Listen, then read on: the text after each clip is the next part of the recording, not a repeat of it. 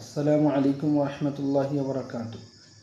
এক হাফিজ সাহেব প্রশ্ন করেছেন যে সূরা ফাতিহার প্রথমে এরকমভাবে সূরা মিলানোর প্রথমে বিসমিল্লাহ যদি কোনো ব্যক্তি জোরে পড়ে তো তার হুকুম কী হবে।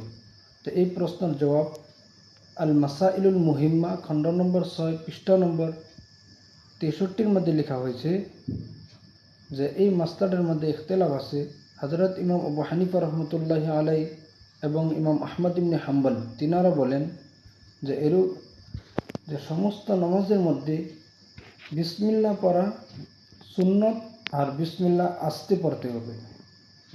আর ইমাম শাফি রহমতুল্লাহি আলাই তিনি বলেন যে এরকম নামাজ যেই নামাজের মধ্যে জোরে সূরা পড়া ওয়াজিব ওই নামাজের মধ্যে বিসমিল্লাহ জোরে পড়তে হবে, তো বিসমিল্লাহ জোরে পড়া সুন্নত। আর ইমাম মালিক রহমতুল্লাহি আলাই তিনি বলেন যে বিসমিল্লাহ জোরেও পড়া যাবে না, বিসমিল্লাহ আস্তেও পড়া যাবে না, দুটোটাই মাকরু।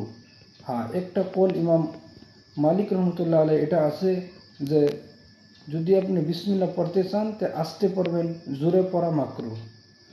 আমরা যারা ইমাম আবু হানিফা রহমতুল্লাহ আলাই, ইমাম আহমদ ইবনে হাম্বল রহমতুল্লাহ আলাইকে মানি, তারা বিসমিল্লাহ আস্তে পড়বে, তাদের জন্য আস্তে পড়া সুন্নাত।